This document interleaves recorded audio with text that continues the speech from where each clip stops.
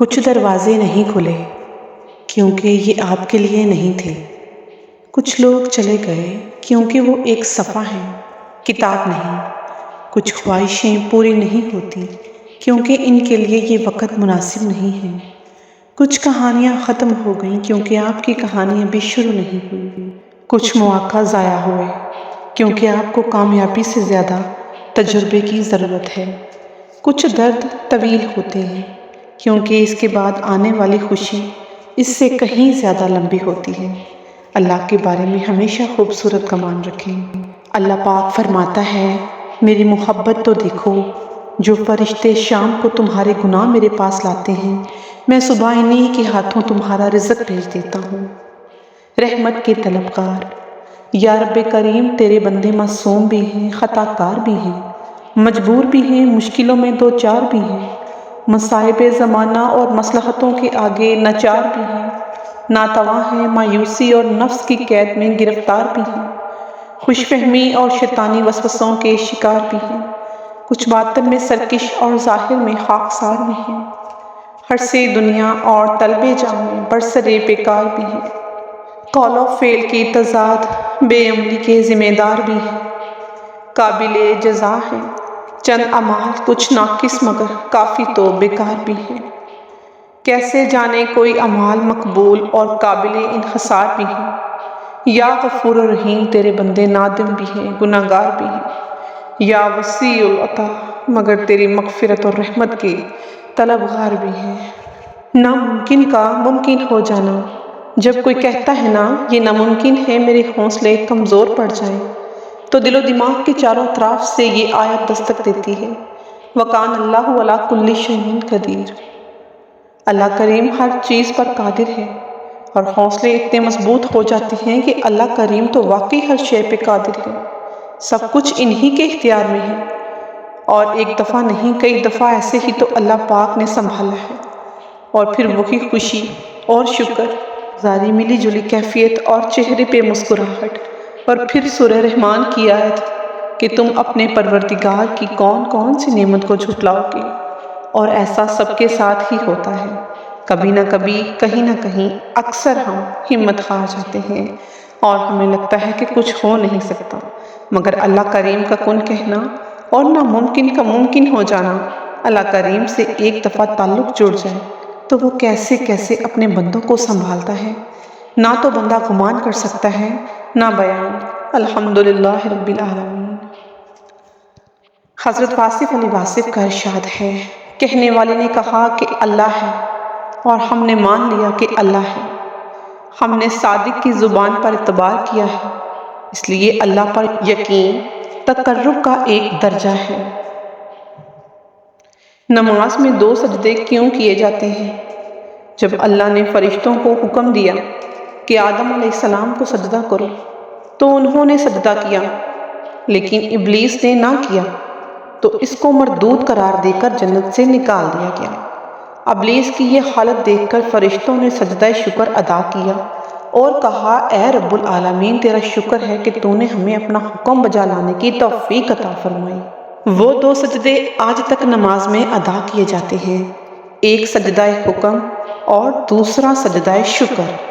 جب بھی گناہ کی طرف مائل ہونے لگو تو یاد رکھنا ایک طرف رحمان کا راستہ ہے جو تمہیں 70 ماؤں سے زیادہ پیار کرتا ہے اور تمہیں جنت میں بھیجنا چاہتا ہے، دوسری طرف شیطان کا راستہ ہے جو تمہیں خود سے پہلے جہنم میں دیکھنا چاہتا ہے۔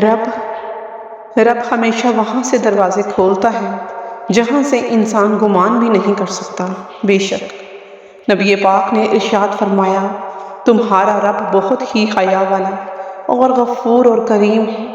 اللہ کو اس بات سے حیا آتی ہے کہ اس کا بندہ اس کے سامنے دونوں ہاتھ پھیلائے، پھر وہ اس کو خالی ہاتھ لوٹا دے۔ کچھ لوگوں کے پاس کچھ نہیں ہوتا مگر وہ پھر بھی مسکرا رہے ہوتے ہیں، جانتے ہیں کیوں؟ کیونکہ وہ اللہ سے اچھے کی امید لگا کر رکھتے ہیں، اور بے شک وہ سب کچھ عطا کرنے والا ہے، صرف انہیں یقین کرنے والے لوگوں کے لیے۔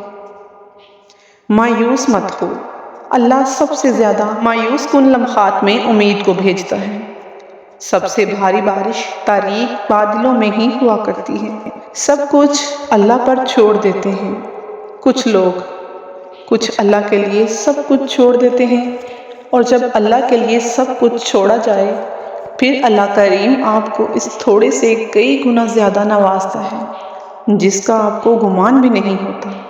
اللہ تعالیٰ نے ارشاد فرمایا، اپنی امت سے کہنا میرا ذکر اپنی انگلیوں پر کیا کرو، کیونکہ جب تم اندھیری رات قبر میں تنہا ہوگے تو یہ انگلیاں آپ کی قبر کو روشن کریں گی۔ آپ صلی اللہ علیہ وآلہ وسلم نے فرمایا، بات رہے وہ شخص جو میری حدیث کو سن کر دوسروں تک پہنچائے۔ ایک نعمت کا شکر ادا کرنا دوسری نعمت ملنے کا ذریعہ ہوتا ہے۔ ہر حال میں اللہ پاک کا شکر ادا کیا کرو تاکہ اللہ پاک کی نعمتیں ہم پر نازل ہو جائیں۔ قیامت کی واضح نشانیاں۔ رسول پاک صلی اللہ علیہ وآلہ وسلم نے ارشاد فرمایا، قیامت کی نشانیوں میں سب سے پہلے یہ ہوگا، علم دین اٹھا لیا جائے گا، جہالت زور پکڑ لے گی، شراب کثرت سے پی جائے گی اور زنا عام ہو جائے گا۔ میرے پاس کوئی مددگار تو کیا، مدد کا وعدہ کرنے والا بھی نہیں تھا۔ پھر جب میں نے قرآن کھول کر دیکھا تو اللہ پاک کا وعدہ یاد ہے مجھے، ہر تنگی کے بعد آسانی ہے، اور میں رو پڑا۔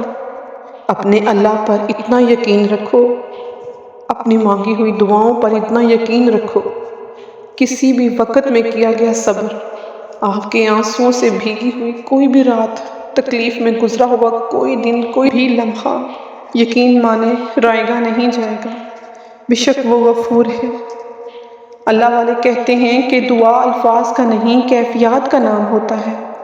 مظلوم کے پاس کون سا اسم اعظم ہے یا کون سا وظیفہ ہوتا ہے جو غیب سے فوراً فیصلے کروا لیتا ہے؟